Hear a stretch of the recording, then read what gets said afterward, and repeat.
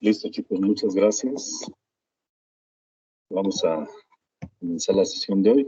Hoy tenemos programada la práctica número 3, es relacionada a la terapia de infusión.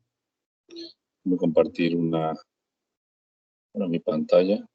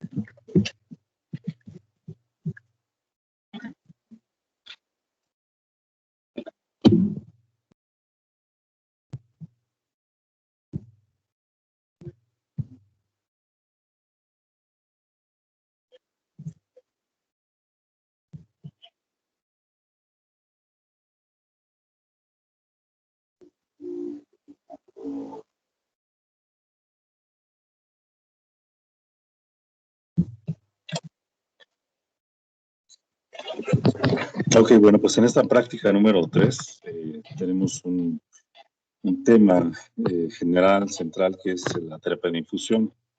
Les había comentado previamente pues, que esta práctica se iba a llevar a cabo y aún no hemos cubierto ese tema, entonces ahorita pues, no se preocupen si hay todavía algunos términos que no manejen. Vamos a tratar de aprovechar también el tiempo y hablar un poco acerca de los fundamentos de esta terapia, aunque quizá no podamos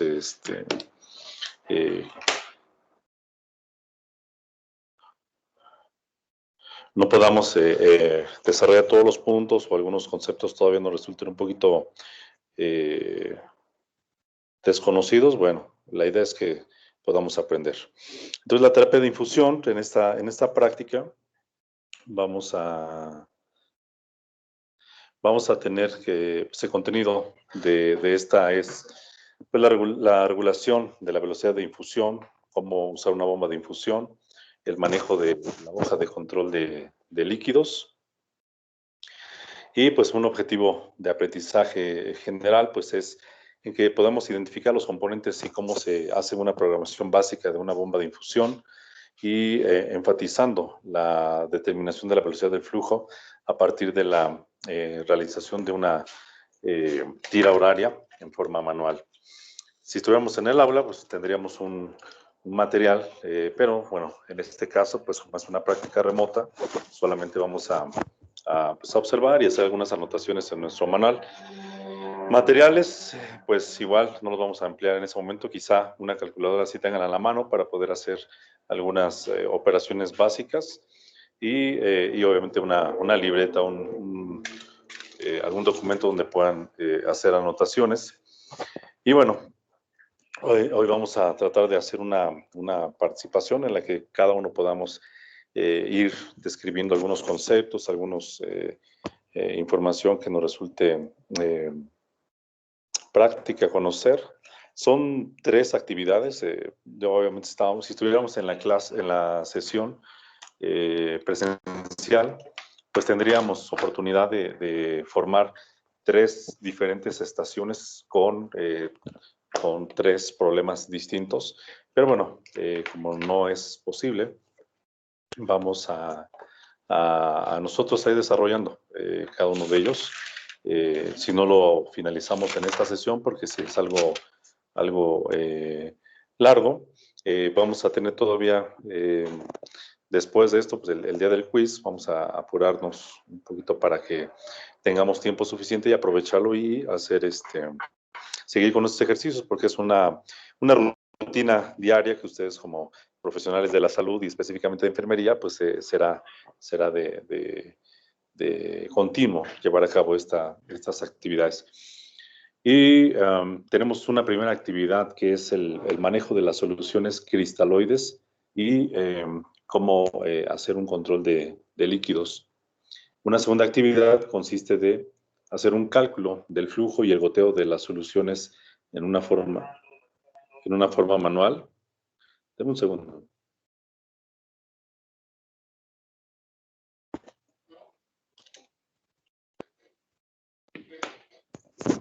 Adelante, doctora Amanda.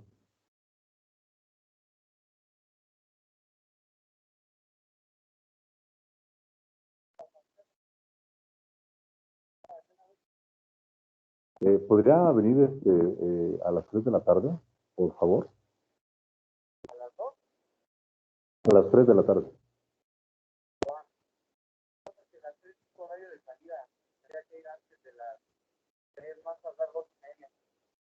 Ok, si vienes ahora está bien, a las 2:30.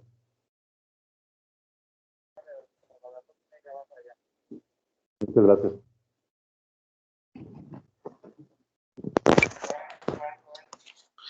Listo.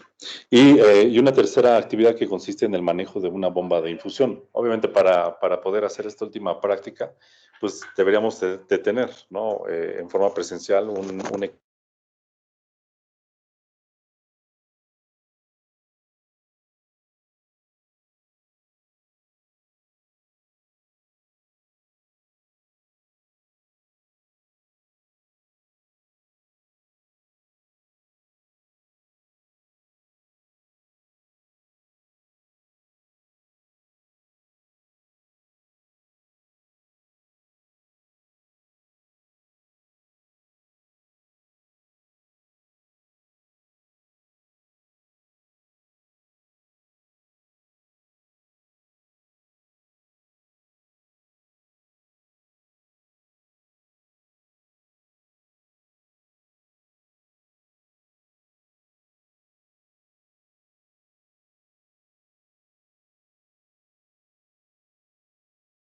Profe, está hablando porque ya no se escucha.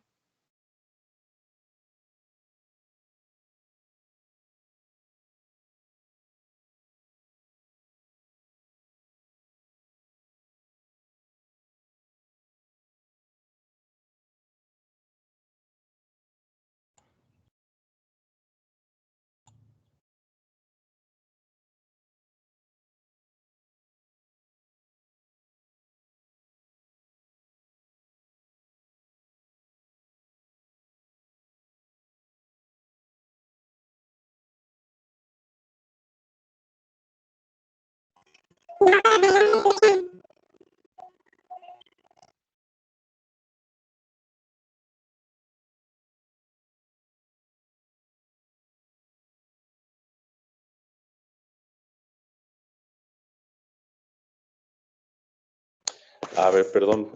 Disculpen ustedes, la verdad, no había visto que estaba bloqueado el teléfono. Mil disculpas. Creo que no escucharon desde el principio, ¿verdad?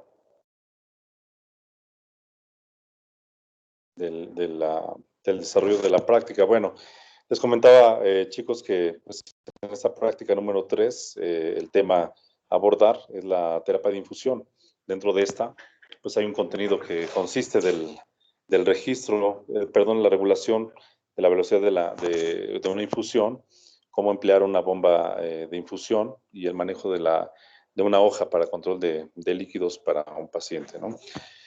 Un objetivo general es identificar los componentes y la programación básica de una bomba y haciendo un énfasis en cómo determinar la velocidad del flujo a partir de la realización de una tira horaria en una forma manual.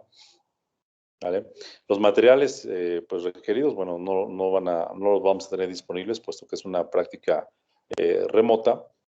Lo único que quizá sí podemos emplear en este momento una calculadora, una libreta, su manual de laboratorio para poder hacer algunas anotaciones.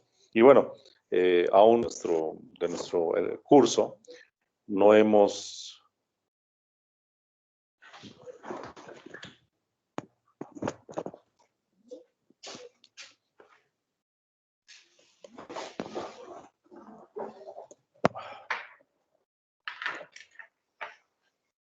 ¿Me escuchan, chicos? Creo que se perdió un momento mi Sí, conexión. profe. Sí, escucho. Sí, gracias. Sí se interrumpió momentáneamente, pero creo que sí alcanzaron a escuchar el último. Les decía yo que pues dentro de el desarrollo de nuestro curso, aún no hemos cubierto este tema. Será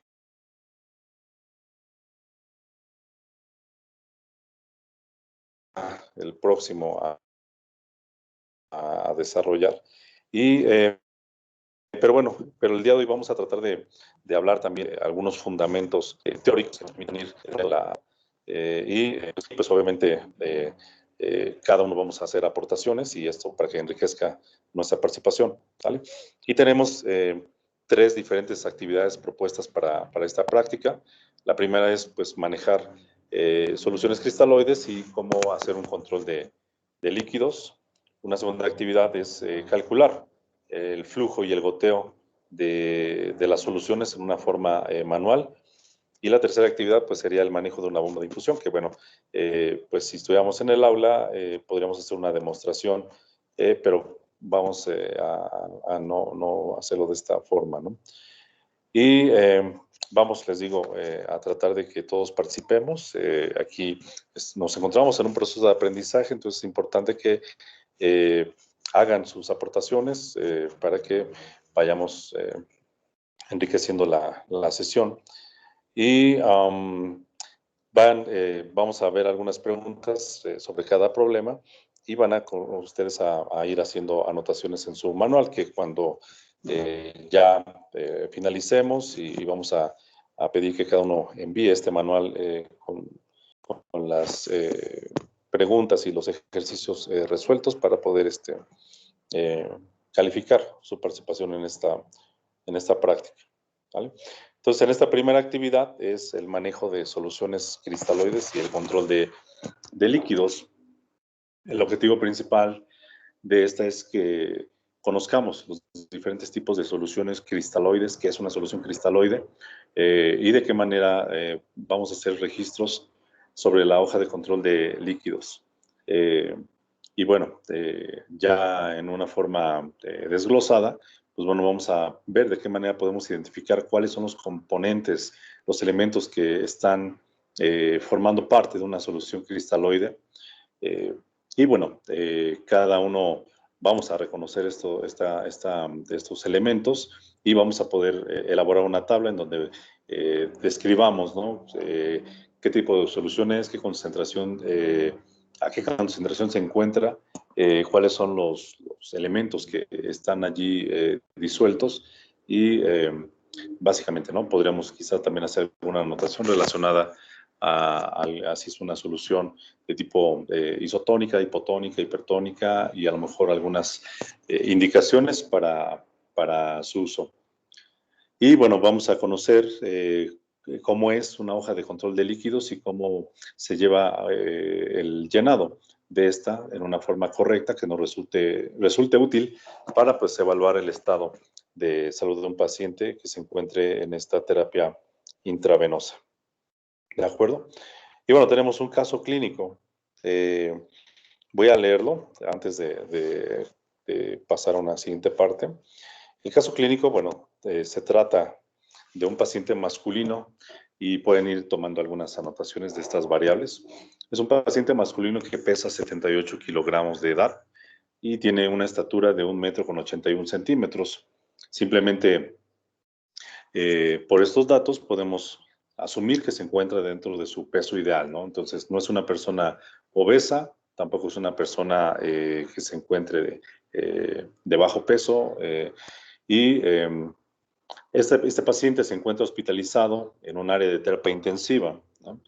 Sabemos que en la terapia intensiva pues están los pacientes que se encuentran en un estado un poco delicado, crítico, y aquí la razón de estar en esa terapia intensiva es que se encuentra con un diagnóstico de una hiponatremia, es decir, hicieron alguna determinación de electrolitos séricos y resulta que el sodio se encuentra en 107 miliequivalentes por litro, por lo cual el médico tratante indica la administración de una solución salina al 3% en un volumen total de 1000 mililitros para administrarse cada 12 horas, ¿no? Entonces, es decir, cada 12 horas tenemos que estar administrando una nueva solución de 1000 mililitros de solución salina al 3%, ¿vale?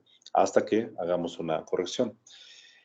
Y también se indica un control estricto de líquidos, en donde vamos a cuantificar cuáles son las pérdidas insensibles y obviamente los ingresos que tiene de líquidos, ¿no? Por las diferentes razones, ¿no?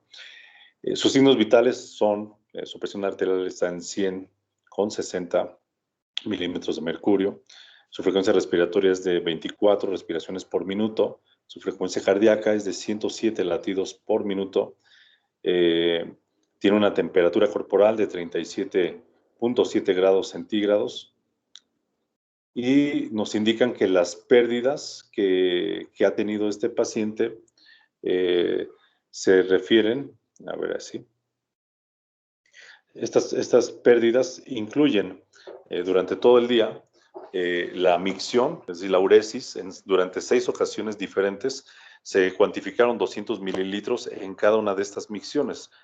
Y los ingresos únicamente están considerados o corresponden a los relacionados a los alimentos. Por la mañana este paciente pues tomó un vaso de té con un volumen de 200 mililitros, una gelatina con un volumen de 100 mililitros, agua con un total de 400 mililitros y por la tarde su comida incluyó un consomé que fueron 250 mililitros de volumen, agua 500 mililitros y durante la cena nuevamente consumió un té 200 mililitros, agua en un volumen de 250 mililitros y una gelatina nuevamente con un volumen de 100 mililitros. Y bueno, tenemos un escenario, ¿no? En donde un paciente presenta una condición que aquí nos indican que es una hiponatremia y es precisamente una de las condiciones en las cuales va a ser necesaria una terapia intravenosa porque necesitamos hacer algún tipo de corrección. Ahora, antes de entrar precisamente en ese tema de las infusiones, me gustaría hacer desarrollar un poquito unos conceptos.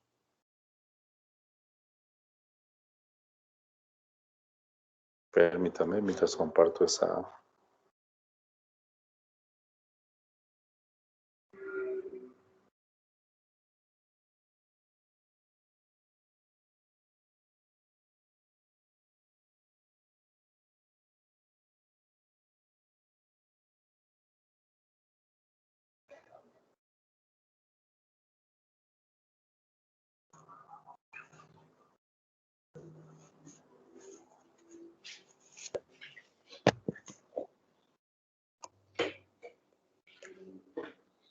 Bueno, entonces vamos a comenzar y aquí es donde voy a requerir de su participación, de toda pues su intención de enriquecer esta sesión. En primer lugar, ¿quién podría decirme a qué nos referimos con una terapia de infusión? ¿Qué querrá decir? Lo que puedan entender en sus palabras.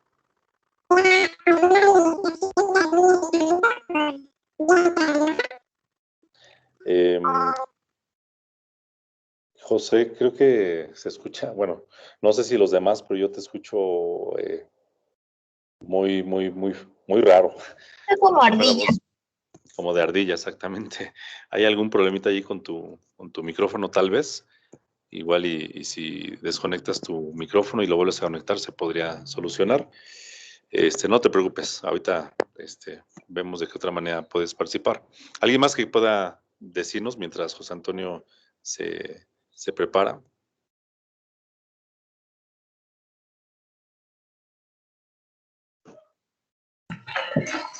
El tratamiento de los pacientes con soluciones salinas, ¿no, profe? O terapia intravenosa. Ajá. Obviamente cuando hablamos de terapia, pues es una intervención dentro de un tratamiento, ¿no? Y sí, si vamos a hacer una infusión, nos referimos a que vamos a administrar un líquido o algún otro tipo de, sí, de componente, obviamente tienen que ser líquidos, pero lo vamos a hacer por vía endovenosa, ¿no? O intravenosa. Tiene diferentes propósitos.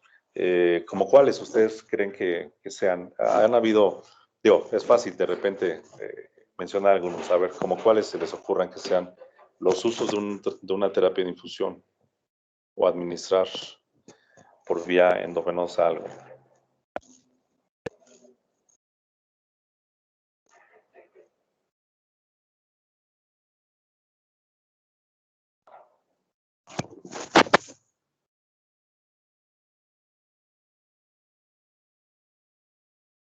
Ahí se les ocurre, por ejemplo, hay medicamentos que no son formas sólidas para administración oral y si está contraindicada la vía oral, pues una forma de precisamente complementar o hacer efectivo el tratamiento farmacológico, pues es hacer administraciones por esta vía intravenosa, ¿no? Si un paciente está hospitalizado, pues vamos a tener la necesidad de hacer varias administraciones de medicamentos en diferentes horarios y pues no podemos estar funcionando cada vez que indiquemos un nuevo tratamiento, sino que podemos recurrir a la colocación de un sistema para que a través de esa infusión podamos administrar estos medicamentos.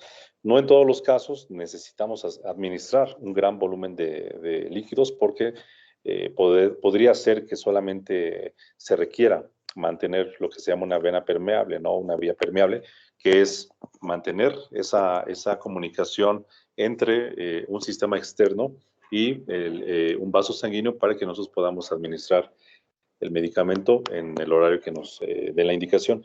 Pero también sí, puede ser, como decía su compañera, ¿no? Que nosotros administremos algún tipo de solución. Ella mencionaba solución salina. Vamos a ver más adelante qué tipos de soluciones hay, porque las hay soluciones cristaloides y hay también soluciones coloides y van a tener algunas propiedades y componentes que son distintos. ¿Vale? Las soluciones salinas son un tipo de solución, sí, y puede ser esa u otro tipo la que empleemos para nuestro paciente. Entonces, otras razones de administrar una terapia de infusión, pues podemos administrar nutrientes, podemos administrar componentes sanguíneos, ¿no? Y es a través, precisamente, por estas vías en que nosotros podemos hacer estas administraciones. Y pues bueno, si se trata de un paciente en estado crítico que tenga tal vez una necesidad de aumentar la presión arterial, por ejemplo, si tiene una hemorragia aguda, muy abundante, pues el paciente va a tener una hipotensión por un bajo volumen circulatorio y antes de que llegue al colapso o a un choque hipovolémico, pues el tratamiento consistirá de iniciar al menos en ese momento líquidos intravenosos para expandir el volumen circulatorio y de esta manera mantener la perfusión en los órganos vitales. En tanto se reponen los componentes sanguíneos, los líquidos intravenosos nos pueden ayudar a mantener esa presión. ¿Vale? Y bueno, hablar de líquidos es siempre referirnos a unos compartimentos, ¿no? En nuestro cuerpo hay diferentes compartimentos. Está el espacio intravascular que ustedes ven en esta imagen, en donde pasa como un tubito, es un vaso sanguíneo. De un extremo está rojo, del otro extremo está en color azul, pero dentro de él, pues es un vaso sanguíneo, está circulando sangre. ¿Vale? Entonces, allí hay un tipo de líquido, ¿no? Que es el que contiene nuestra sangre, eso es el espacio intravascular. Pero también dentro de cada una de nuestras células, en su citoplasma, hay una cantidad de líquido que está delimitado por la membrana celular y todo el agua en conjunto que almacena cada una de nuestras células se conoce como el líquido intracelular y lo vamos a tomar como si fuera un compartimento, ¿no? O sea, es decir, un espacio completamente separado de los demás.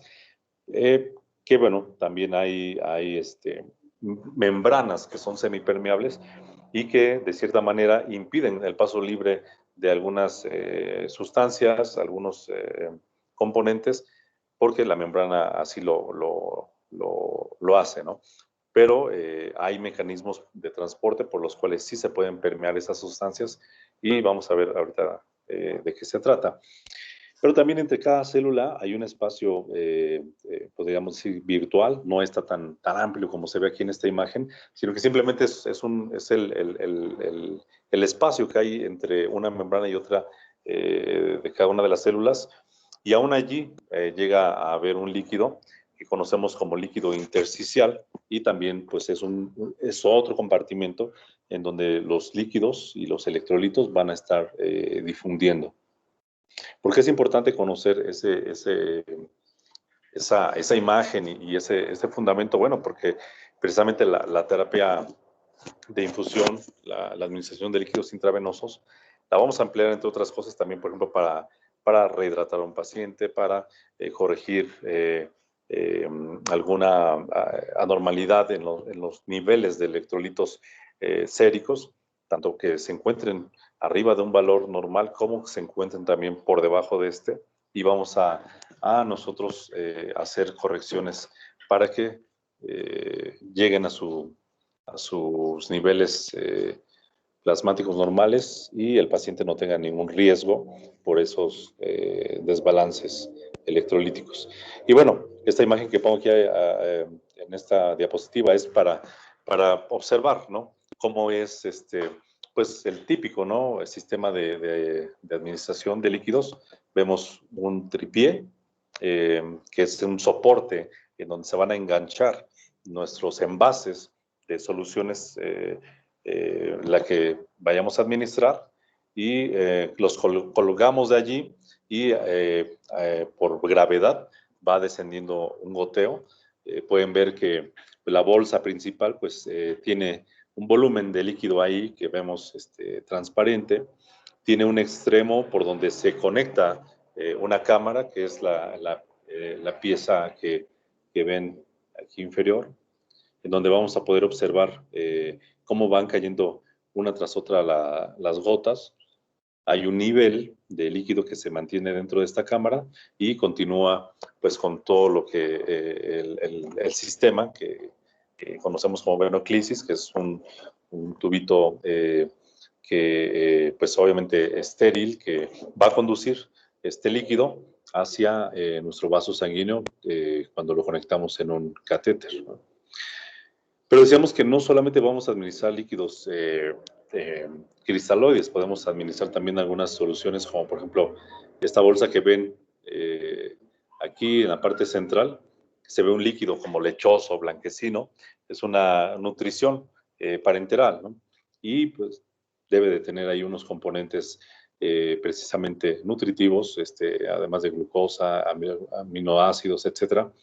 Y pues en un paciente pues que se encuentra imposibilitado para tomar alimentos por vía oral, es una manera de mantenerlo sin que la falta de alimentación represente para él un riesgo de perder algunos elementos nutricionales. Y vean cómo en este mismo soporte tenemos otra vez unas soluciones con líquidos que estamos administrando. No sabemos aquí si hay algún medicamento, probablemente. Lo que ven aquí abajo es una bomba de infusión, ¿no? Es un sistema que permite una administración controlada, más controlada de la velocidad de la infusión, ¿vale? Y como estas soluciones precisamente las colocamos en esta bomba de infusión, de tal manera pues que bueno, nos permita hacer una administración controlada. Y bueno, para mi zona terapia intravenosa, vamos a hacerlo por diferentes formas, ¿no? Aquí en esta imagen, ¿qué alcanzan a ver ustedes? ¿Qué diferencia hay entre una y otra imagen? ¿De qué estamos hablando?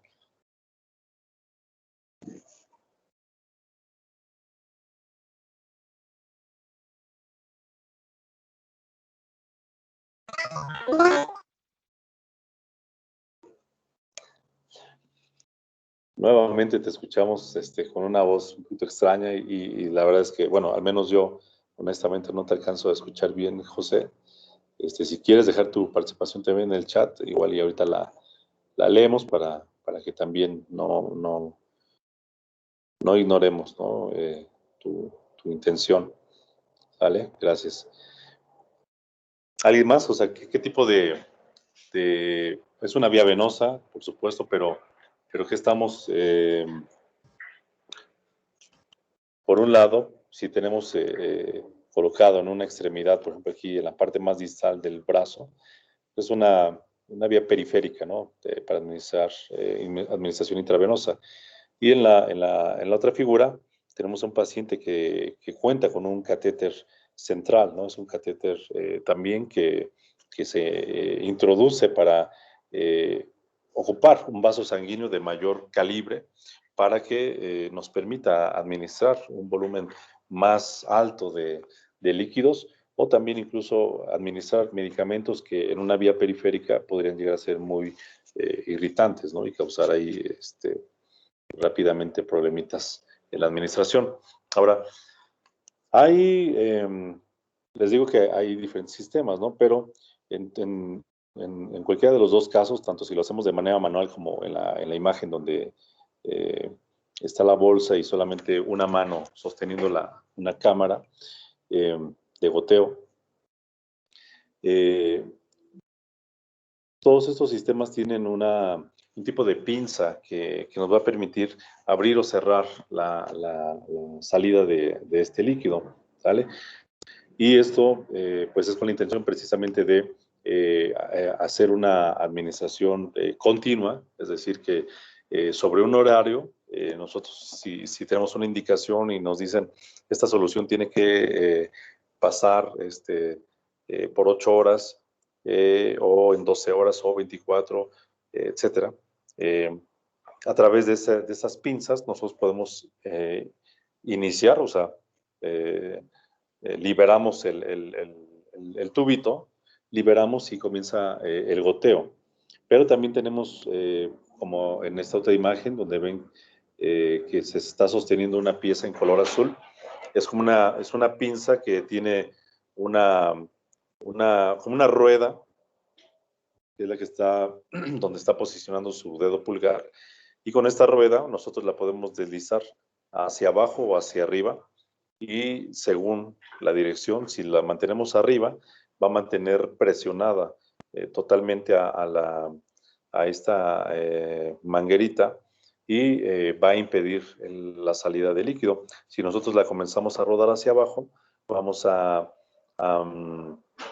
ir liberando la presión que se ejerce sobre esa manguera y las gotas van a comenzar o el líquido va a comenzar a avanzar y va a ir descendiendo a una mayor velocidad y volumen conforme liberemos completamente, ¿no? Si rodeamos la rueda hasta la parte más baja de ese dispositivo, el tubo queda completamente liberado de presión y la salida es directa, ¿no? Entonces, les digo, eso nos permite hacer un control del líquido que va liberándose desde el envase principal. Y bueno, y en estos hay unos, en esta cámara que veíamos donde se veía un nivel de líquido, hay un dispositivo que va a estar calibrado para que se formen gotas que pueden tener diferente tamaño y también nos va a permitir un goteo diferente por mililitro liberado, es decir, así ahorita no tiene que ver con esto, pero recuerden ustedes cuando hablamos, por ejemplo, del paracetamol en gotas y que decíamos que un mililitro equivalía a 20 gotas, pero estamos hablando de una gota grande, ¿no? Entonces, ahí de manera estandarizada, esos envases de medicamento que contengan paracetamol en solución en gotas orales, deben de asegurar que cada que nosotros administremos 1 mililitro, van a haber 20 gotas en total. Así con estos sistemas de venoclisis, podemos tener nosotros diferentes cámaras que nos permitan un goteo estandarizado y podemos tener macro goteros que por cada mililitro nos son en total 10 gotas, es la primera imagen. También podemos tener un macro gotero que esté calibrado para que por cada mililitro existan 15 gotas, y si se dan cuenta, al menos en la imagen, podemos observar que el tamaño de la gota es un poquito menor. Y un tercer tipo de macrogotero calibrado para que por cada mililitro tengamos 20 gotas en total, ¿no? Entonces, el volumen, les digo, de la gota es diferente, pero aunque se trata del mismo volumen, que es 1 mililitro en cada una de ellas, el sistema, el dispositivo de macrogotero nos va a permitir, de acuerdo a su fabricación, que tengamos un total de 10 gotas o 15 gotas o 20 gotas por cada uno de esos mililitros que nosotros administremos. Y eso es importante saberlo porque cuando ustedes coloquen un sistema de infusión y elijan un macrogotero, tendrán que saber a qué calibración está diseñado para que también sepan que el total de gotas que estén ustedes contando va a corresponder a un gotero, macrogotero calibrado para 20, 15 o 10 gotas, ¿sale? Porque aunque ustedes, por ejemplo, colocaran un macrogotero calibrado a 10 gotas por mililitro, otro macrogotero calibrado a 15 y otro a 20, en una misma persona, si ponen a la misma velocidad, van a acabar las soluciones en diferentes tiempos. ¿Por qué? Porque en uno van a gotear más, van a salir más gotas, y si ustedes lo ponen a la misma velocidad, en realidad estarían administrando una diferencia entre la de 10, 15 y 20, porque aparentemente van a estar administrando el mismo volumen, pero no, porque recuerden que el volumen de la gota es diferente, ¿no? Pero también tenemos al microgotero, y este microgotero pues está calibrado para que por cada mililitro existan todavía unas gotículas que sean de menor volumen, y por lo tanto van a ser más numerosas. En este caso, 60 gotas por mililitro de solución que pase por ese sistema de microgotero. Y esas son las pinzas que decíamos. La primera, pues, es una pinza donde tenemos una rueda que nos permite ir liberando gradualmente la presión que hay sobre la manguera, y eso va a permitir un mayor o menor flujo. Y la siguiente es una pinza que va allí a comprimir, ¿no? En un espacio. Se va a deslizar la manguera, como es un tubo flexible, va a quedar allí atrapada y va a impedirse la salida de líquido.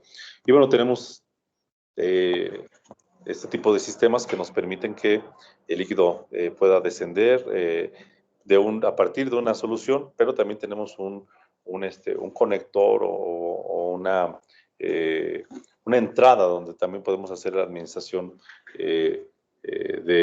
a través de una jeringa o a través de otro tipo de dispositivo, sin que agreguemos el medicamento a ese sistema o que coloquemos otra bolsa de solución, ¿vale? Este tipo de dispositivo es una llave que nos permite permitir la comunicación entre un sistema y continuar hacia una línea directa, o una segunda línea que también pueda tener acceso a esa línea que va a ir directamente a la vena. Y dependiendo de cómo giremos esa llave, podemos permitir uno o dos o ningún flujo, ningún paso de ninguna de esas vías. Y bueno, las soluciones para administración intravenosa pues van a venir en diferentes envases, pueden ser bolsas, pueden ser botellas plásticas o incluso de vidrio.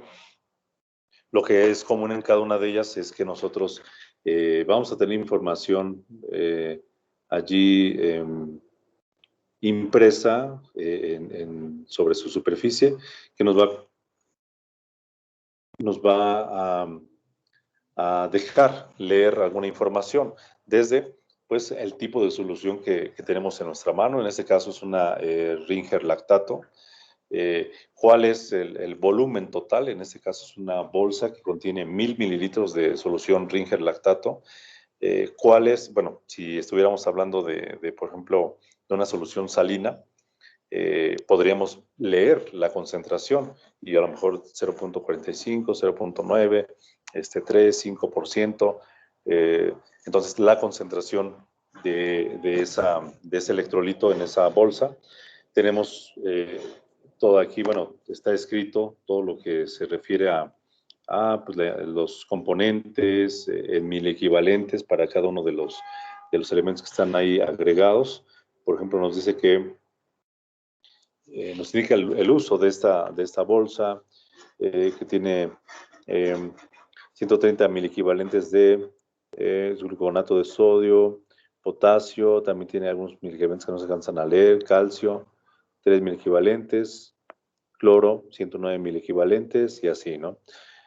Y nos dan algunas indicaciones de cuáles son sus usos y precauciones. Y tenemos una columna que nos permite hacer una medición del volumen que va abandonando y cuál es el volumen más bien residual en esa bolsa. ¿Vale?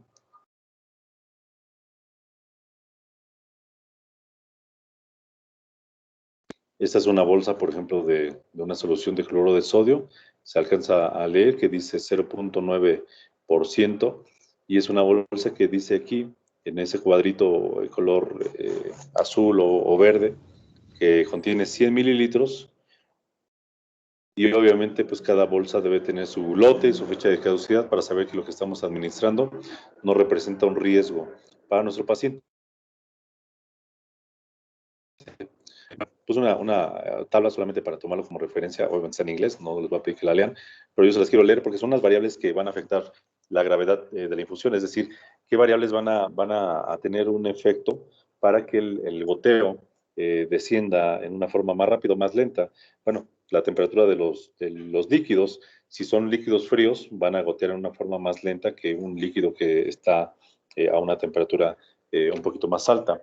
La altura del contenedor, es decir, de la bolsa o del frasco, entre más alto lo coloquemos por simple gravedad, va a tener una velocidad más acelerada para que el líquido vaya descendiendo. La posición de la cámara de goteo también, si la cámara, el nivel del líquido que está ahí en la cámara está más abajo, la gota tarda más en descender y eso permite que la otra gota se retrase un poquito, ¿no? Quizá no es algo así que, digamos, alcancemos nosotros a cuantificar, pero sí en unidades de tiempo, pues es importante saberlo. La tos, bueno, si el paciente se encuentra tosiendo, pues eso va a retrasar el flujo mientras esté tosiendo. Se va a limitar la caída de la salida de líquido. Si la presión arterial se encuentra elevada, eso también puede reducir la velocidad de flujo de una forma transitoria. Y la longitud del catéter, ¿no? Si es un catéter que es cortito, pues obviamente el líquido que va descendiendo si es corto, va el líquido inmediatamente recorrer la longitud del catéter y enseguida va a salir. Entonces, un catéter corto va a tener un flujo más rápido, pero si tenemos un catéter un poco más largo, pues en lo que la gota o el líquido la columna de líquido va avanzando por la longitud del catéter, bueno, va a retrasar la salida de las siguientes gotas, ¿no? Aunque les digo, eso es algo que quizás no alcancemos a visualizar y sin embargo, bueno, sí es importante saber que puede llegar a suceder. Eso es una bomba de infusión. Básicamente, pues se trata de un dispositivo electrónico automatizado que nos permite programar, es decir, nosotros podemos indicar cuál es el volumen que queremos administrar, a qué velocidad. Por ejemplo, aquí tenemos que cuenta con 3 diferentes puertos en los que vamos a tener 3 diferentes soluciones a administrar, ¿no? Y cada uno, pueden ver ustedes en pantalla, este sistema IVAC de MedSystem 3, estamos infundiendo, dice aquí, en una primera a una velocidad de 125 mililitros por hora, una segunda que son 25 mililitros por hora y una tercera que está a 5 mililitros por hora, ¿vale? Y dice aquí que si nosotros detenemos el equipo, pues bueno, se va a afectar la bomba número 2, ¿no? Y aquí tenemos A, B y C, que corresponden a las 3 soluciones que estamos administrando a diferentes velocidades. Y por aquí tenemos ya la salida de cada una de estas. Pero también tenemos otro tipo de sistemas que nos pueden ayudar a una administración controlada que a lo mejor no necesitamos una gran dilución o necesitamos la administración de un medicamento, pero en una forma lenta, ¿no? Y para no estar allí pegado con el paciente y que se nos esté calambrando la mano y para que no hagamos una administración más rápida de lo que deberíamos hacer y con ello provocar reacciones adversas en el paciente. Bueno, tenemos este tipo de sistemas en donde se coloca la jeringa y una vez programado va a ir el equipo electrónicamente haciendo presión sobre el émbolo de la jeringa para que se administre el medicamento en una forma controlada. Todo esto pues nos facilita muchísimo, ¿no? La terapia intravenosa. Y bueno, aquí tenemos un tipo de dispositivo que nos permite la administración controlada de un volumen determinado. Esto obviamente arriba ven que hay una pinza donde dice clamp. Es una pinza que nosotros podemos mantener cerrada y el líquido que se haya acumulado aquí, el volumen que nosotros hayamos que deseemos administrar, pues a partir de allí, si administramos por decir 100 mililitros, dejamos que se llene la cámara hasta ese nivel, la bureta, hasta ese nivel, y cerramos la pinza de arriba, y aquí vamos únicamente a controlar nuestro goteo para que los 100 mililitros que queremos administrar vayan descendiendo a la velocidad que nosotros la hayamos colocado.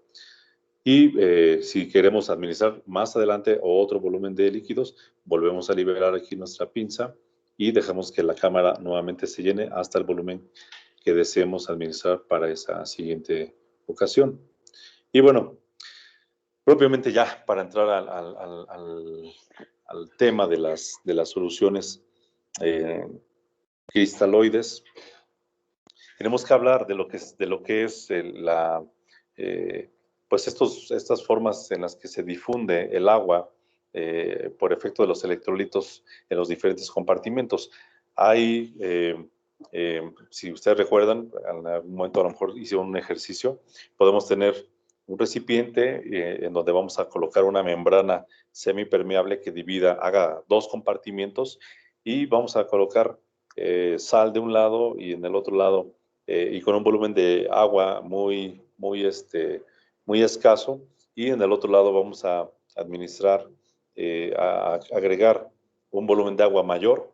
Entonces, la sal tiene una propiedad que se llama osmótica, o ósmosis, y esto es que va a atraer a las moléculas del agua y va a desplazar el agua hacia el compartimento donde hay una mayor concentración de sal.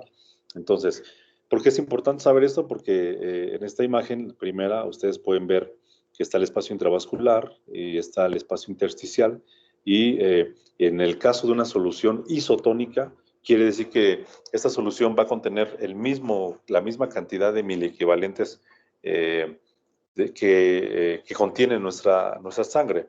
Entonces, como no hay un predominio o una mayor concentración ni de nuestra sangre ni de la solución que estamos administrando, el agua no se va a mover entre ninguno de los compartimentos, simplemente va a ocupar el espacio intravascular y de allí va a circular, y bueno, nuestro cuerpo lo va a hacer su balance, su equilibrio de agua, y se va a eliminar por vía renal o por las diferentes vías que tengamos. Pero si tenemos una solución hipotónica, es decir, tenemos una menor concentración de estos solutos, por ejemplo, vamos a hablar del sodio, ¿no? Tenemos una menor concentración de sodio respecto a la sangre, el líquido se va a mover hacia el interior de las células. ¿Por qué? Porque les digo que donde hay mayor concentración del electrolito o de este elemento, va a ejercer una fuerza y el agua se va a desplazar hacia allá. Entonces, si la solución que administramos, nuestro vaso sanguíneo, va a llevar esa solución con baja concentración de electrolitos y el agua de la solución, pum, va a abandonar el vaso sanguíneo y se va a incorporar al interior de las células y al espacio intersticial, ¿vale? Sucede lo contrario con una solución hipertónica, porque en este caso hay una concentración mucho más alta del soluto y va a desplazar el agua del interior de las células hacia el espacio intravascular. O sea, allí se va a aumentar el volumen y esto nos va a permitir que existan diferentes tipos de soluciones y que a partir de ello, pues también podamos elegir determinada solución para hacer tratar una condición específica, ¿no? Y bueno, tenemos algunas soluciones intravenosas que es de uso común. Por ejemplo, todas ellas son soluciones cristaloides, ¿no? Y tenemos, por ejemplo, aquí a la solución salina, bueno, aquí en inglés sodium, bueno, cloro de sodio. Ustedes recuerdan que el elemento o en la tabla periódica, el símbolo del sodio es Na y del cloro es Cl, ¿no? Entonces, por eso es NaCl, que quiere decir cloro de sodio. Y tenemos soluciones al 0.225%, que sería una solución hipotónica, al 0.45%, que es una solución de cloro de sodio, hipotónica también. Y tenemos una del 0.9% de cloro de sodio, que es isotónica. Esa es la solución salina normal, la solución fisiológica. Y podemos tener también soluciones al 3 y al 5% de cloro de sodio, que son ya, por supuesto, soluciones hipertónicas, ¿vale? Las ventajas de utilizar este tipo de soluciones, bueno, pues podemos hacer un reemplazo del líquido extracelular cuando hay una pérdida de cloruro, que es mayor o igual a la pérdida que haya de sodio, ¿no? Esto ya obviamente lo vamos a ver en una forma más detallada. También se pueden emplear como tratamiento para cuando hay una depresión o una disminución del sodio y cuando solamente es la única solución que se puede usar para administrar productos sanguíneos, ¿no? Cualquier hemoderivado. Las desventajas de este cloro de sodio es que, bueno, como estamos administrando sal adicional a la de nuestra dieta quizá, a la que ya tenemos en nuestro cuerpo, podemos conducir a una hipernatremia, es decir, a una concentración más alta de este electrolito y podemos tener una disminución de otros electrolitos, por ejemplo, el potasio, y también una sobrecarga circulatoria, porque estamos haciendo una expansión de líquidos, ¿no? La solución de dextrosa o glucosa, la podemos encontrar al 5, 10, 20%. La solución al 5 es una solución isotónica, es decir, contiene la misma cantidad de sodio o equivalente a la que tendría nuestro plasma. Y las soluciones al 10 y al 20 y del 20 al 70, porque las hay hasta ese grado, son hipertónicas, ¿no? Entonces van a tener una mayor cantidad de glucosa y sus usos, bueno, pues es que son calorías finalmente. Cada gramo de dextrosa, de glucosa, nos va a aportar 4 calorías. Entonces, en forma de carbohidratos. Es agua que está libre de otros electrolitos. Se pueden utilizar para el tratamiento de la hipercalemia y un estado de deshidratación. Y es aparte vehículo para administrar algunos medicamentos intravenosos, ¿no? No todos los medicamentos se van a administrar en una solución salina, no todos se van a administrar en una solución glucosada. Hay compatibilidades e incompatibilidades. Es una lista que ustedes pueden consultar en diferentes libros de farma, específicamente de administración de medicamentos en enfermería. Y precisamente es lo que a ustedes les facilitaría, el elegir la solución adecuada para que no haya riesgos de que la solución o el medicamento se precipite y eso pues cause dificultades tanto en la respuesta terapéutica como también incluso en la ocurrencia de algunas reacciones. Y desventajas, bueno, pues es que causa irritación en los vasos sanguíneos, la glucosa, especialmente cuando tenemos soluciones hipertónicas. Se provoca una deshidratación rápidamente, perdón, por la rapidez en la que se hace la infusión de las soluciones hipertónicas, porque la glucosa también, aunque no sea sal, la glucosa tiene un efecto osmótico. Es lo que sucede con las personas con diabetes. O sea, hay mucha cantidad de glucosa que se está tratando de excretar por el riñón y cuando ya está en los sistemas colectores para formar la orina, arrastran agua y por eso los pacientes con diabetes orinan en grandes volúmenes y orinan frecuentemente, ¿no? Y no es compatible administrar productos sanguíneos con soluciones glucosadas y les digo, algunos medicamentos tampoco lo van a hacer. ¿Ok? Y regresamos entonces a nuestro ejercicio que teníamos.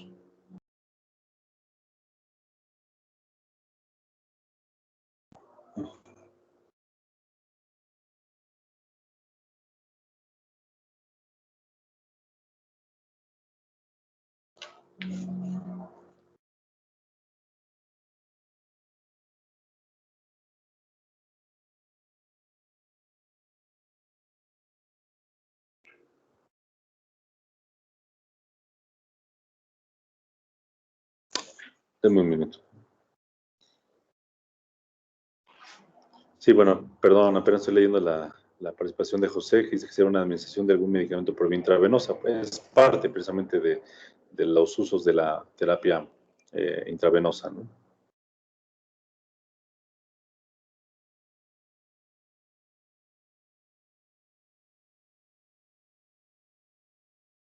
Y volvemos entonces a nuestro caso clínico. Recuerdan que era un varón que estaba hospitalizado, que tenía un peso de 78 kilogramos, medía 1,81 m, si no me equivoco. 1,81 m, que está hospitalizado y presenta una hiponatremia. Ok, entonces, a ver, ahora sí, de acuerdo a lo que acabamos de explicar, ¿por qué decimos que tiene una hiponatremia? ¿Qué sucede con este paciente?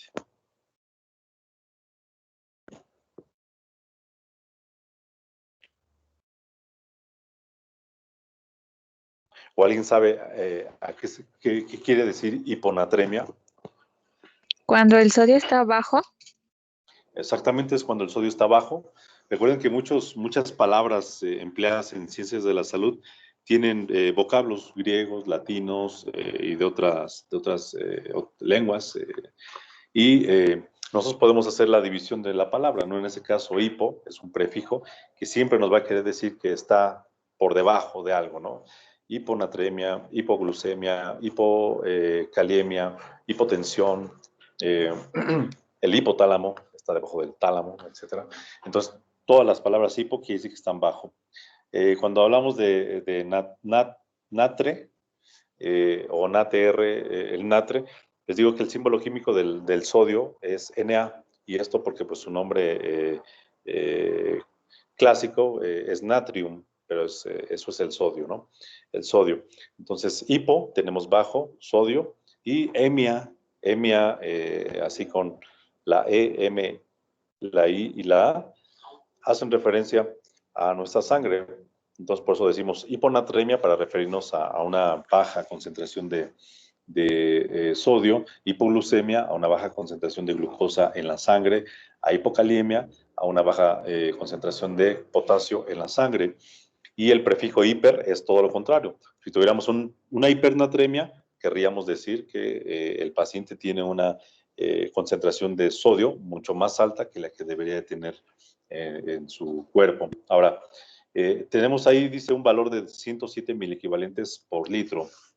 ¿Quién me puede decir cuál es la concentración de sodio que debemos de tener de manera normal en la sangre, en el plasma?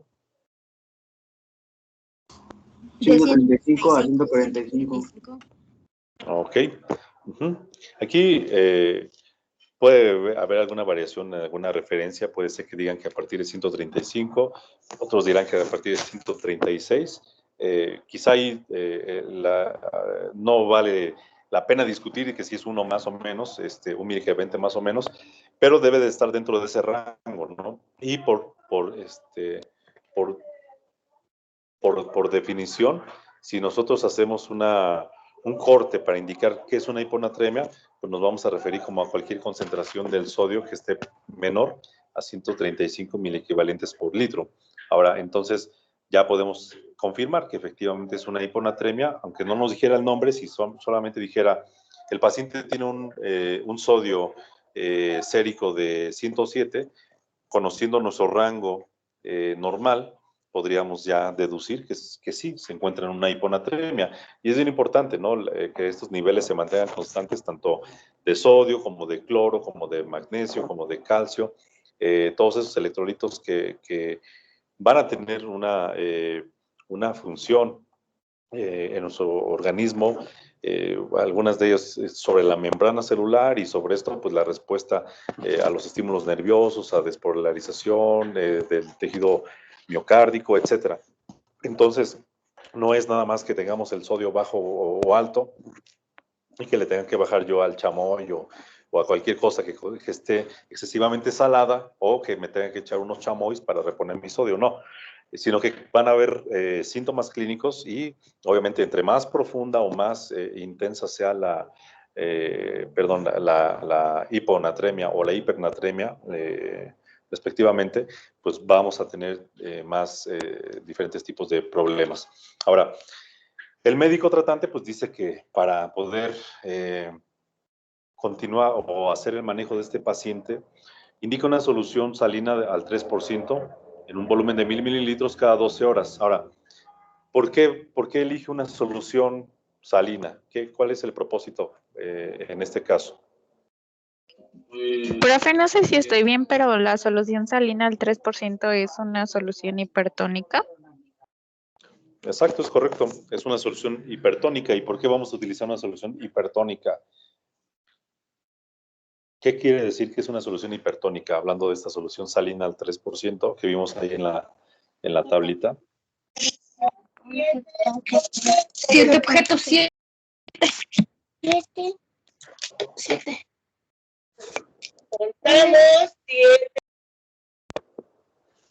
A ver, como que no se escuchó muy claramente. ¿Algo querían decir? ¿Por qué no elegir una solución hipotónica o isotónica? ¿Será como para compensar de que tiene disminución de sodio? Es correcto.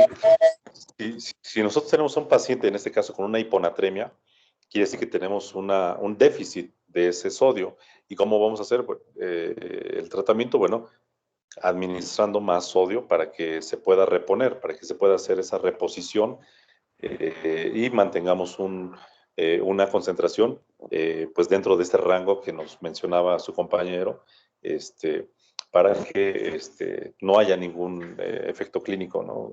Por esta hiponatremia o hipernatremia. En este caso estamos hablando de una disminución del sodio. Ahora, ya nos dicen que tenemos que administrar un total de 1000 mililitros cada 12 horas, es decir, no vamos a colocar simplemente el catéter, conectar nuestro sistema de venoclisis y abrirle la llave para que se llene, no, sino que lo tenemos que hacer de una forma controlada, porque esos 1000 mililitros, si nosotros lo dejamos abierto, pues se puede pasar, ¿no? En algunos minutos y podemos a nuestro paciente exponerlo a un tipo de riesgo porque vamos a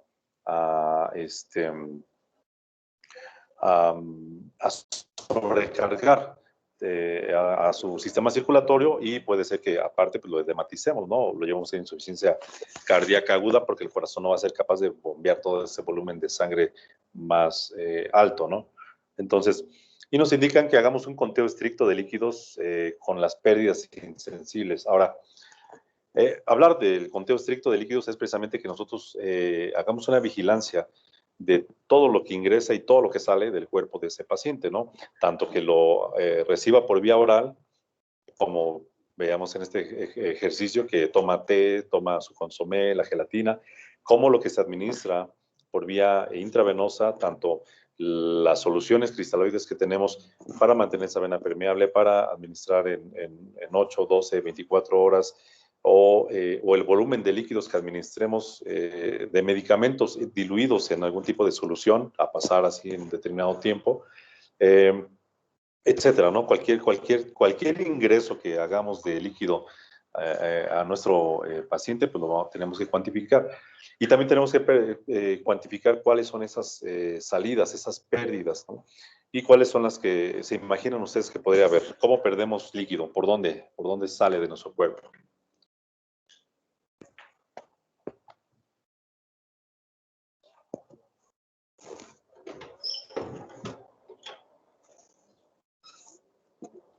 Profe, ¿podría ser a través de la orina, de las lágrimas, del sudor? Exacto. Orinas, pues ahí orinamos una buena cantidad de líquido, el sudor también, obviamente las lágrimas también lo hacen. ¿Qué otras vías se acuerdan El ustedes? vómito. El vómito también es muy importante. Cuando tenemos un paciente que tiene vómito, podemos también cuantificar ese vómito si le acercamos a algún recipiente. ¿Qué más? ¿Podría ser en También las es la heces? respiración. ¿Cuál, perdón?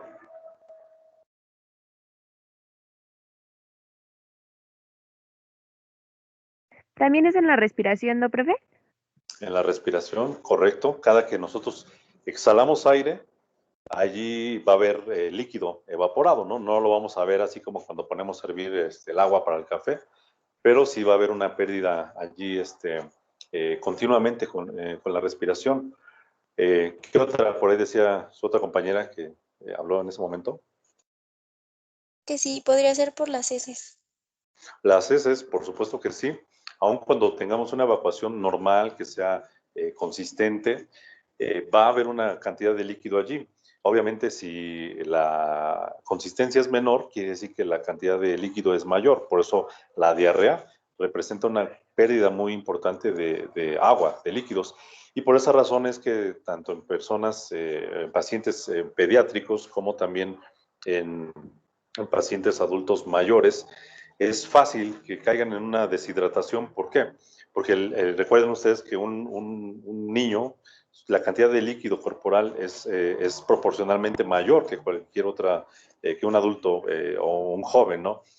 Y si tienen, imagínense, una gastroenteritis y el pobre niño tiene fiebre y tiene vómito y aparte no quiere comer y aparte tiene diarrea, pues no les cuento, ¿no? O sea, eso se deshidrata muy rápidamente el niño, ¿no? Y en un adulto mayor, recuerden que aunque a lo mejor este adulto mayor no tiene tanto problema con la fiebre, quizá no tiene vómito, pero sí tiene diarrea. Y podríamos pensar que pues, el volumen de agua que está perdiendo no es tan significativo, pero en realidad sí lo es, porque en ellos proporcionalmente la cantidad de agua es mucho menor, entonces fácilmente va a haber una depresión de líquido. Entonces, sí, todas esas son vías por las cuales perdemos líquidos. ¿Qué otra más? ¿Qué otras se imaginan? Sudoración, profe. La sudoración. ¿Y cuándo sudamos más de lo normal? Cuando hay fiebre. Exactamente. Cuando tenemos una elevación de la temperatura, ya sea que tengamos febrícula o que tengamos fiebre, vamos a tener una mayor pérdida de líquido porque estamos también evaporando agua, ¿no? A través de toda nuestra piel y otra vez a partir de nuestra respiración. Y bueno, también aquí es importante hablar de la fiebre y la febrícula porque estamos hablando de diferentes grados de temperatura. Ahora, ¿qué es la febrícula o cuál es la temperatura normal máxima que podemos tener clínicamente hablando?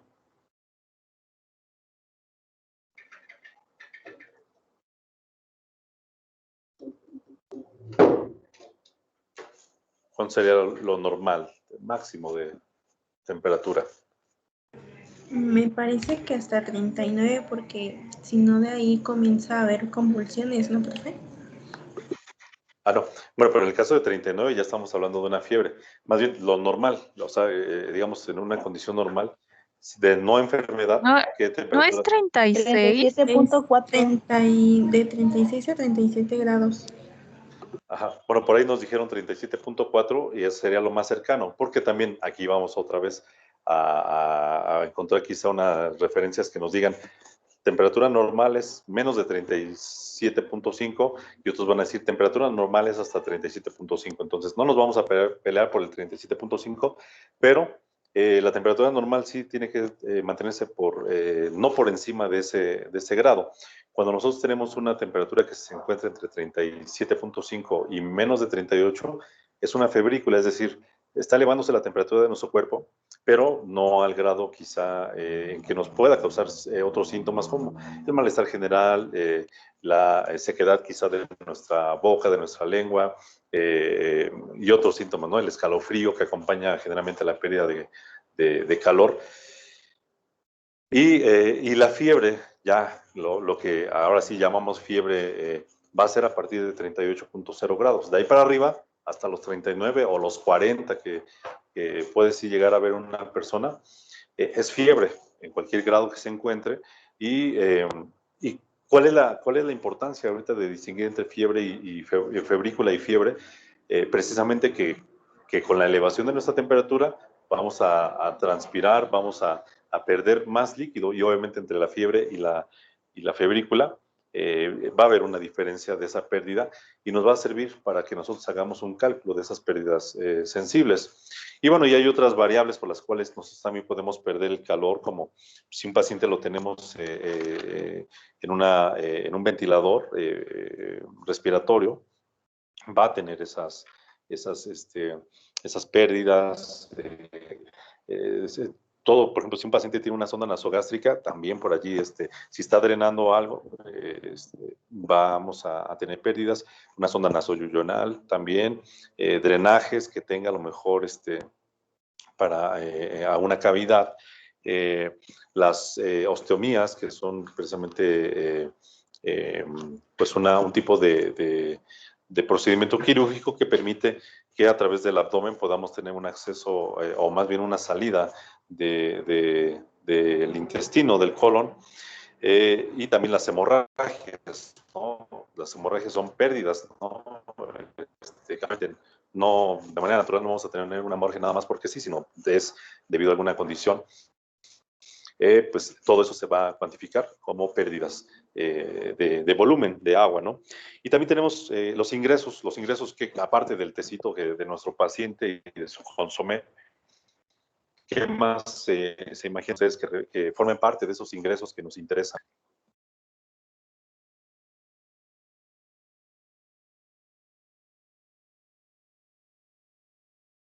¿Lo puede volver a repetir, por favor?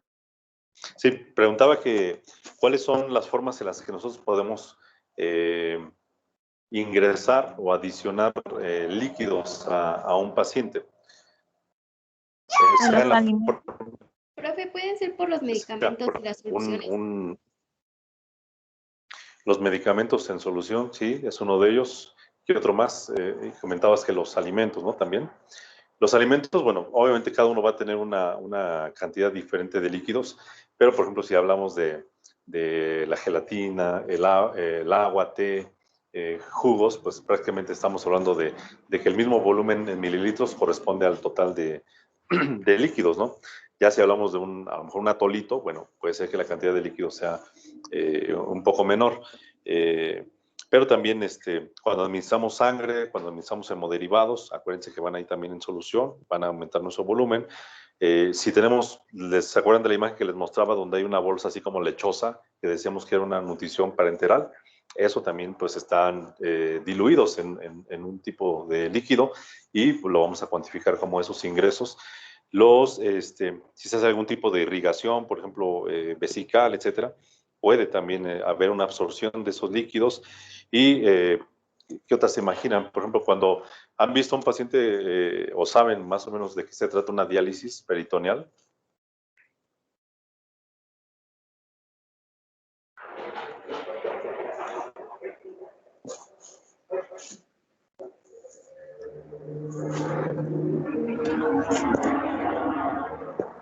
¿No? Bueno, miren, básicamente en una diálisis peritoneal lo que queremos hacer es echar mano otra vez de esa imagen que vimos en donde el líquido se desplaza de un compartimento a otro y junto con ellos se difunden a través de estas membranas una cantidad de elementos, ¿no? Electrolitos, nutrientes, etcétera. Entonces, en un paciente con diálisis peritoneal, a través del abdomen se coloca un catéter que se llama Tenkov y este catéter entra a la cavidad peritoneal. Nosotros utilizamos una bolsa de solución para diálisis, que es una bolsota mucho más grande que las que vieron en su imagen, y contiene un líquido que va a entrar a la cavidad peritoneal del paciente y por la diferencia de concentraciones que hay entre la solución para diálisis y los líquidos que tiene nuestro paciente y sus electrolitos, etcétera, todo eso, van a permitir la difusión para un lado o para el otro. Y de esta manera nosotros podemos remover el exceso, por ejemplo, de algunos electrolitos, de algunos nutrientes, porque también ahí se va glucosa, etcétera. O sea, no es nada más que saque lo malo. Cuando se hace que decimos, pues sacamos el potasio, sacamos la creatinina, etcétera. No, no solamente es eso. La verdad es que todo lo que se encuentre en una concentración más baja en comparación con la diálisis, se va a mover, ¿no? Entonces, y el líquido obviamente aparte pues se deja ahí en un tiempo en cavidad para que pueda concentrarse de todas esas sustancias que están en exceso en la sangre y después se hace un drenaje, ¿no? Y durante todo ese momento, pues obviamente los tejidos absorben ese líquido y lo vamos también a poder cuantificar como un ingreso si no recuperamos el volumen de líquido que administramos en la solución. Y bueno, ¿a qué se refieren las pérdidas insensibles? Porque ya hablamos ahorita de las pérdidas en general, pero ¿por qué les llaman pérdidas insensibles? ¿No? ¿Alguien me puede decir? No tiene que ver con que no tengan corazón o no tengan sentimientos. ¿Qué quiere decir una pérdida insensible?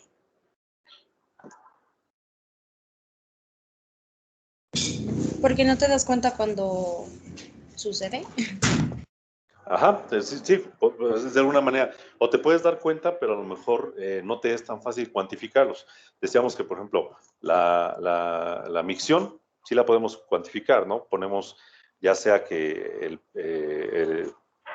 al paciente le acerquemos un recipiente, el famoso pato, y va a orinar en ese recipiente y entonces vamos nosotros y lo vaciamos en un recipiente que tenga un sistema de medición y vamos a poder nosotros decir, bueno, fueron tantos mililitros de orina, ¿no? En ese momento que yo la recolecté. O si es un paciente hospitalizado y ya tiene una sonda Foley, pues sabemos que va a tener una bolsa colectora de orina y vamos también por turno, a lo mejor, órale, a cuantificar cuánta orina se ha acumulado hasta este momento, vaciamos y seguimos haciendo esa cuantificación. Les decía, el vómito, si alcanzamos a acercar al paciente a un recipiente, pues podremos recuperar el contenido gástrico y también cuantificar en mililitros cuánto perdió. Pero precisamente la diferencia entre las pérdidas que son sensibles, o vamos a llamarle a las que sí son cuantificables, respecto a las insensibles, es que no se pueden cuantificar, no las podemos medir porque, como tú dices, no podemos nosotros ver, pues ya vi como que se evaporó 100 mililitros de agua porque tiene fiebre. O sea, no lo podemos así asumir si no es a través de algún tipo de método. Ahora, estas pérdidas insensibles pueden ser variables, ¿no?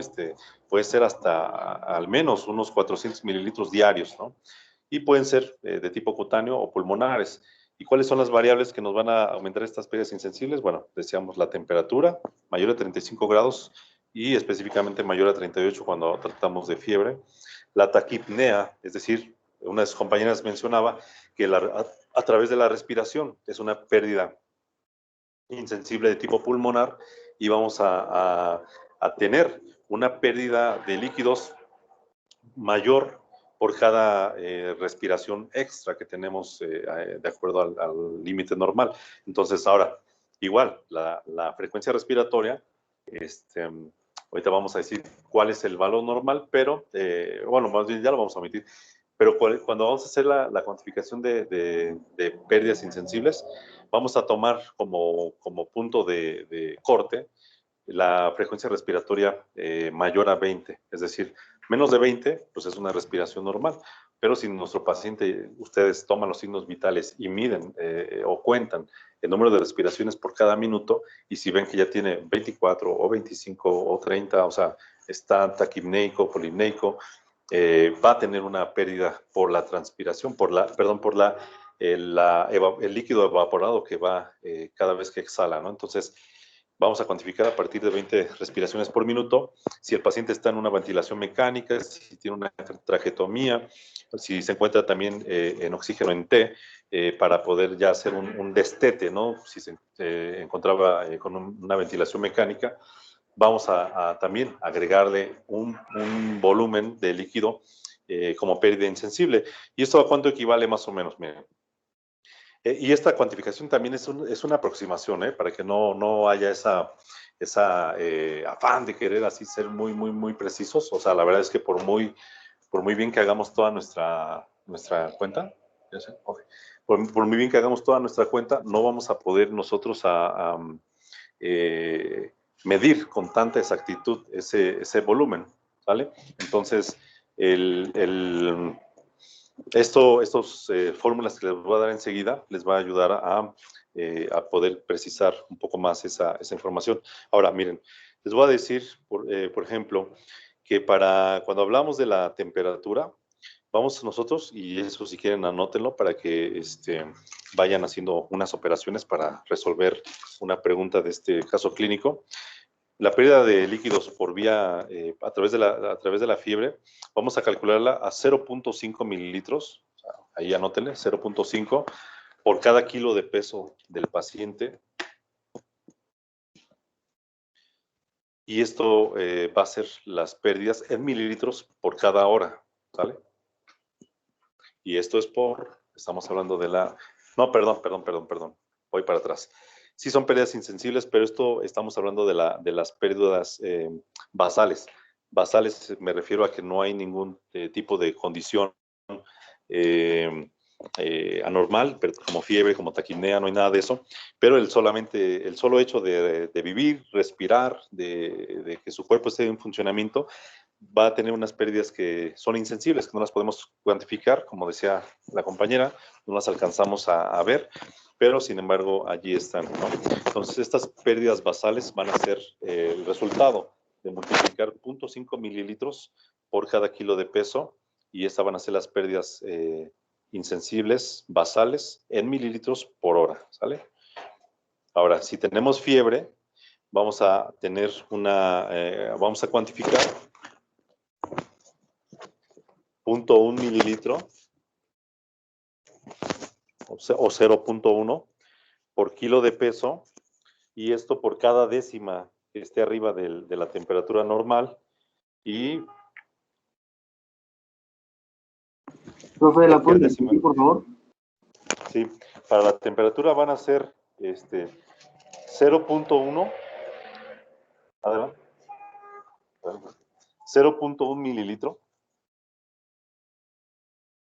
decíamos, por kilo de peso del paciente, y por el número de décimas que sea mayor a 37.5, es decir, si nuestro paciente tuviera 37.8, serían 3 décimas más y tendremos que multiplicar por 3 el resultado de 0.1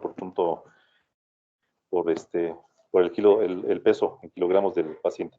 Ahorita lo sacamos. Y si se encontrara en ventilación mecánica, tendremos que agregarle 20 mililitros por cada hora. Si tuviera una traqueotomía, tendremos que agregar 12.5 mililitros por hora. Y si lo tuviéramos en oxígeno en T, tendríamos que sumar 40 mililitros por hora. Y por la respiración, en caso de una taquipnea, tendríamos que sumarle ya sea 1 mililitro por cada respiración adicional que tenga a los 20 que decíamos como normales, ¿vale? 1 mililitro por cada respiración extra por hora, o si tiene, o por cada 5 respiraciones le sumamos 4 mililitros, ¿vale? Mientras tanto, les voy a dar un par de minutos, digo, es algo sencillo. Del ejercicio del caso clínico, ya ven que vienen ahí cuáles son decían las pérdidas cuantificadas, que fueron el volumen de orina. Sumen, ahí hagan una operación, porque dice que tiene 6 ocasiones, micciones con 225 mililitros cada una. Hagan la operación 225 por 6, y luego sumen el volumen de agua que corresponde a cada uno de los alimentos en desayuno, comida y cena, para que puedan calcular el volumen que recibió en 24 horas a través de los alimentos. Y ahorita vemos sobre las pérdidas sensibles. ¿Vale? Estoy con ustedes mientras hacen esa operación.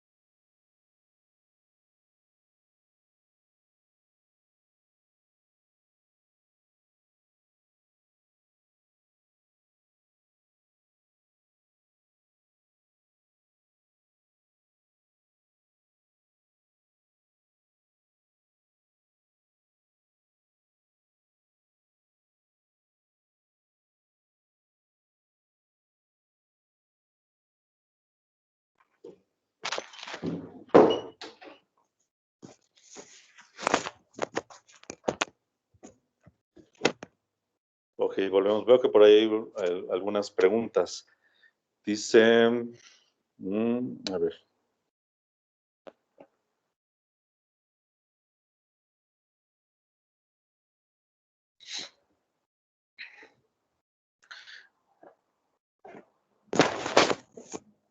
Dice Misael que el de 0.5 mililitros por cada kilo de ¿qué era?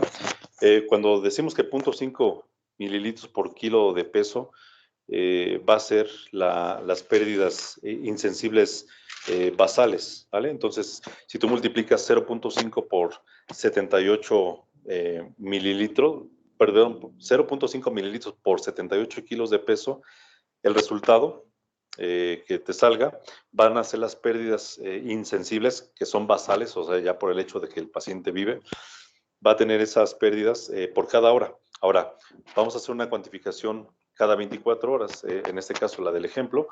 Entonces, el resultado de 0.5 por 78 lo debes de multiplicar por 24, que correspondería a cada una de las horas de un día, y ese resultado va a ser tu pérdida insensible basal. ¿Vale? Y pregunta Stephanie, dice que... presente, es su asistencia. Evelyn dice que le salen 3.350. ¿Y estos 3.350 de qué fue, Evelyn? Es que ve que había dicho que era 225 por 6 y a eso sumarle todos los mililitros, ¿no? De los alimentos.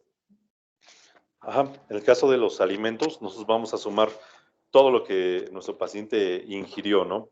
Que son los mililitros de té que haya tomado, los mililitros del consomé, los mililitros de la gelatina, porque aunque la gelatina tiene una consistencia diferente, es agua en un estado coloidal, ¿no? Entonces se toma como completo. Entonces, si ustedes suman todo eso, ¿cuánto les da?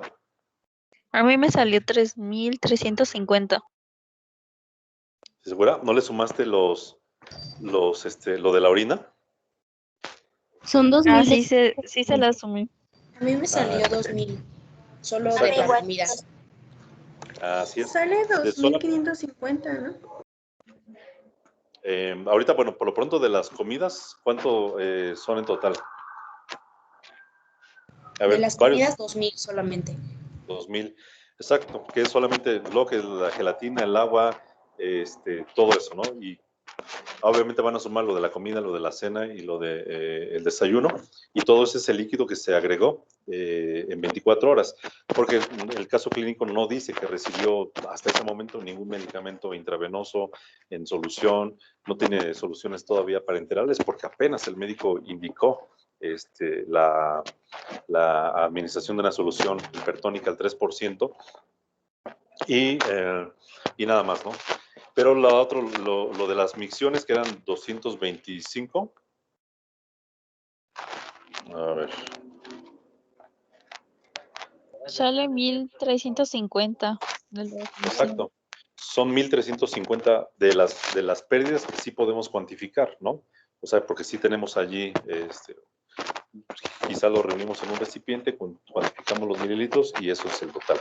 Ahora, vamos a contar las pérdidas insensibles. Decíamos, ¿cómo ven sus signos vitales?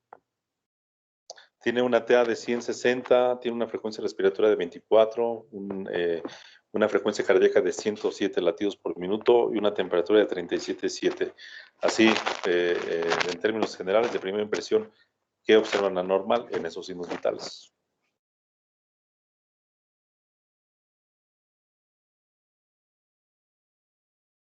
¿Cómo está su presión? Está un poco baja, pero no. Está disminuida. Uh-huh. Ok, sí podríamos decir que está baja, todavía podremos considerarla normal, pero si ya alcanzamos a ver que la presión diastólica ya está en 60 y por debajo de 60 ya estaríamos hablando de hipotensión. ¿Y cómo está la frecuencia respiratoria?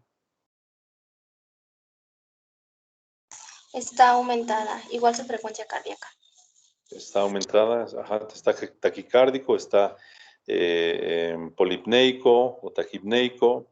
¿Cómo está su temperatura? De acuerdo a lo que mencionábamos sobre la definición de febrícula y fiebre.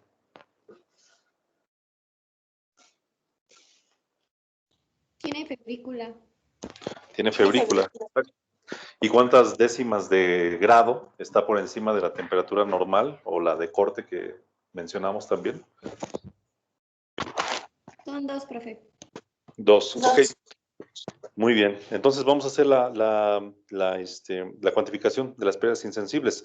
Ya tienen las basales, que fueron el 0.5 por 78 kilos de peso. ¿Cuánto les da ahí?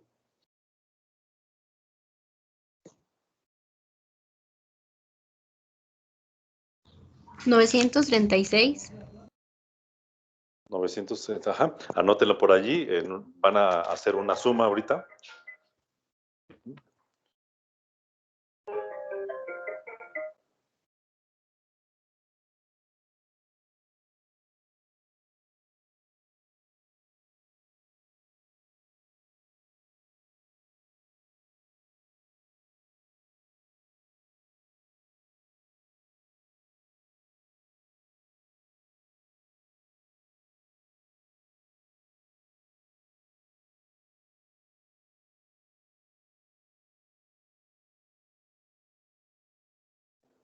Ok, entonces decíamos que ¿cuánto le resultó? El 0.5 por 78, eso dijimos que lo anoten porque vamos a sumar. Ahora, decimos que tiene una hipertermia, tiene febrícula, y dijimos que la fórmula era multiplicar 0.1 mililitro por cada kilo de peso, o sea, multiplicamos 0.1 por 78, y eso lo vamos a multiplicar por las 2 décimas que está arriba de la temperatura normal, porque tiene 37.7. ¿Cuánto les da? Salen 15.6, profe. 15.8. 15.6. 15.6, profe. 15.6, ajá. Si multiplicamos 0.1 por 78 por 2.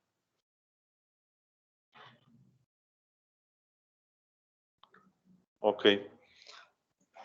Ahora, y esto, bueno, esto es por hora, ¿no? No nos dice aquí en nuestro ejemplo si este paciente tuvo fiebre 1 hora, 2 horas o todo el día, ¿no? Vamos a decir que tuvo todo el día, ¿no? Que nadie se dio cuenta que tenía fiebre.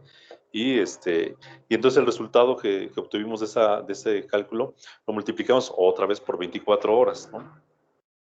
Como lo hicimos con las pérdidas insensibles, basales. Y ¿qué más dijimos que tenía nuestro paciente? Que tenía una taquipnea, ¿no? Tiene una respiración arriba de las 20 respiraciones por minuto. Y que íbamos a sumarle 1 mililitro por cada respiración extra. Es decir, 1 mililitro por ¿cuántas respiraciones extras tiene? De acuerdo al valor que dijimos como corte.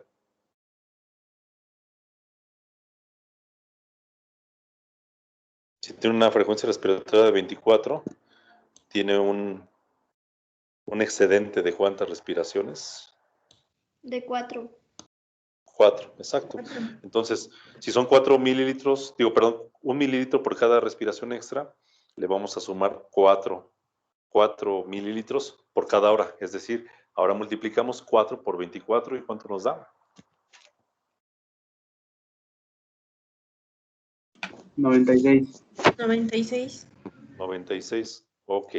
Bueno, esas son las pérdidas insensibles de nuestro paciente, ¿no? Cuantificamos o calculamos las pérdidas insensibles basales, que fueron las de 0.5 por kilogramo de peso por hora, y luego eso multiplicado por 24 para saber el balance de 24 horas. Y hicimos el cálculo de las pérdidas insensibles por la elevación de la temperatura, que fue 0.1 mililitro por cada kilo de peso por las décimas extras sobre 37 grados centígrados por hora, y eso lo multiplicamos por 24, asumiendo que nuestro paciente tuvo fiebre durante todo ese tiempo y nadie se dio cuenta. Y después también calculamos la pérdida insensible por la respiración y sumamos 1 mililitro por cada una de las respiraciones extras, que fue de 4 respiraciones, lo que equivale a 4 mililitros, y eso lo multiplicamos por 24, asumiendo también que nuestro paciente siempre tuvo una frecuencia respiratoria de 24. Obviamente, cada vez que nosotros hagamos, si se hace un balance de líquidos por turno, a lo mejor cada 8 horas o cada 12 horas o cada 24 horas, cada que hagamos la medición de signos vitales, vamos a tener un valor diferente y vamos a tener que calcular para ese momento esa pérdida insensible, ¿no? Ahora, sumen todo todo lo relacionado a las pérdidas insensibles, las basales, la de temperatura, la de respiración. ¿Cuánto les da en total?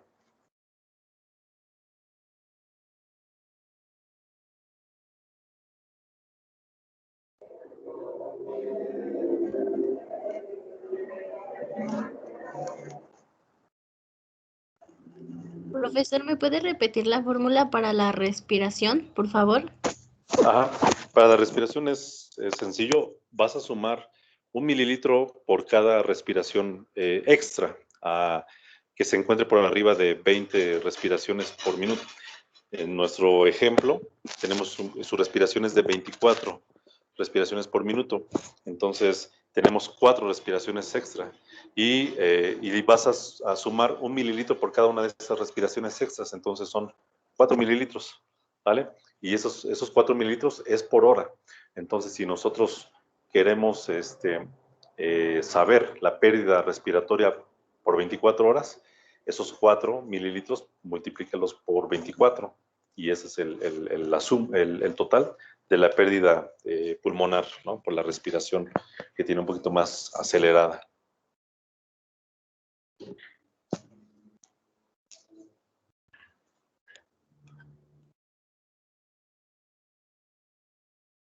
Misael dice 1117. A ver, chequen bien. Bueno, ahora eso hay que sumarle después.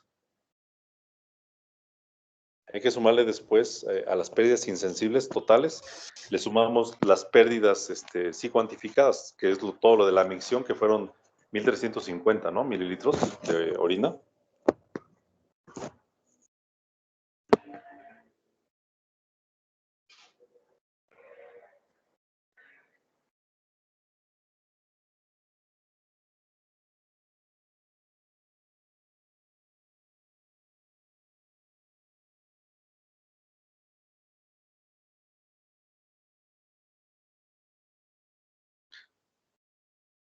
Ok, dice Misael que 2.386.8 mililitros de pérdidas. ¿A alguien le salió un valor semejante o tuvo un valor distinto? A mí me sale 2.397.6. Ok. Bueno, ahorita vamos para que ya siguen en la próxima sesión que abordemos este tema, vamos a retomar, obviamente, pues también la parte de la práctica que ya no pudimos completar, pero es importante porque todo esto es lo que nos va a permitir llegar al balance de líquidos de un paciente y es lo que precisamente en una hoja de control de líquidos vamos a tener que ir anotando, ¿no? En esa, obviamente, como cualquier documento relacionado a un paciente, tenemos que anotar los datos de identificación de nuestro paciente. A ver.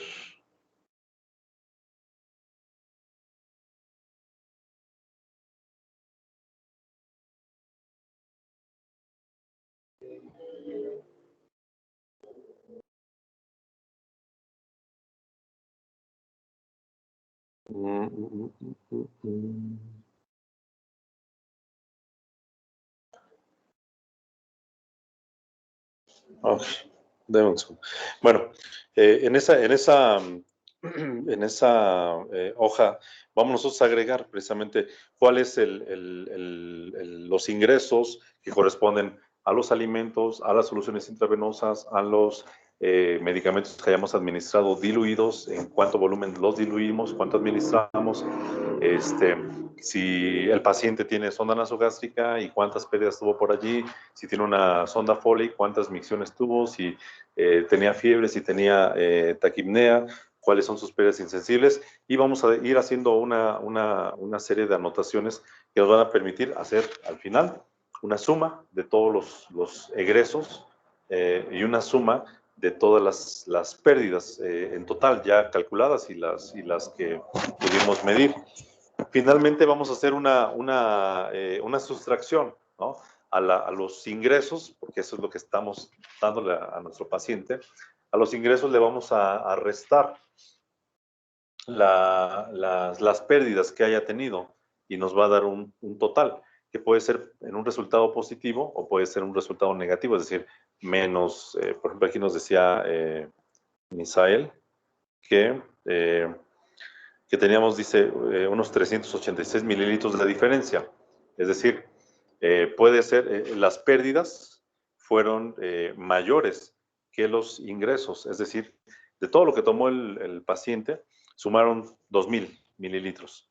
Pero él tuvo una pérdida que fue mayor, 2.386.8 mililitros. Entonces, esos 386.8 mililitros quiere decir que el paciente perdió ese volumen, ¿no? Que no es poco significativo porque son poco más de un cuarto de litro. Y si esto es sostenido, pues el paciente en algún momento podría quedar en un estado también de deshidratación, ¿no? Y pues eso es precisamente la utilidad de llevar una hoja de control de líquidos, que podemos nosotros mantener precisamente ese balance entre lo que ingresa, lo que egresa, sobre el resultado de ese balance y sobre otras determinaciones, por ejemplo, de electrolitos en plasma, etcétera. Vamos a poder determinar qué necesitamos reponer en nuestro paciente, si administra más sodio, si él está hipernatrémico, bueno, que las soluciones que administremos sean hipotónicas, o que hagamos otro tipo de intervención, ¿no? Entonces, y aparte, les digo, pues necesitamos conocer bien qué soluciones hay disponibles y cuál nos puede servir en cada caso. Y es lo que vamos a desarrollar también en nuestra próxima sesión, cuando ya abordemos este tema. Vamos a retomar, obviamente, los casos de esta práctica para que también los podamos tener completados. Ahorita les voy a permitir, pues, que el tiempo suficiente para que haga la investigación también de algunos otros elementos para que, pues, igual podamos seguir haciendo esta discusión, esta participación. Lo que importa es que pues ustedes finalmente tengan no solamente que hacer anotaciones y hacer suma y resta, sino que realmente conozcamos el fundamento de toda la terapia de líquidos. ¿Por qué hablarlo de la ósmosis? ¿Por qué hablar de la membrana celular? ¿Por qué hablar de mecanismos de difusión? Porque todo eso es lo que precisamente nos hace hacer más efectiva nuestra intervención. Y obviamente pues va a ser en beneficio del paciente. Y pues bueno, se nos ha acabado el tiempo. Les agradezco tanto su asistencia y pues todas sus participaciones.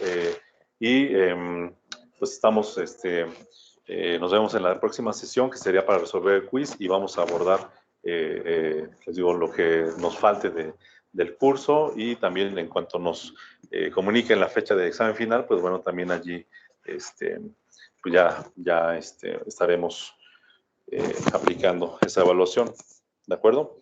Y pues, mientras tanto, pues les deseo una excelente tarde y nos vemos en la próxima. Hasta pronto, chicos. Gracias. Profe, ¿hasta qué tema va a venir en el quiz? Pues en el quiz, pues vamos a abordar solamente van a ser incluidos los temas que hasta este momento hayamos abarcado. Es decir, si aún no hemos visto las soluciones, no vamos a hablar de soluciones quizá, pero sí en el examen final tienen que estar incluidos porque ya habremos cubierto todo el programa, ¿sale? Entonces, ahorita solamente las presentaciones que estén disponibles hasta antes de la aplicación. Gracias, hasta luego. Bye, excelente día.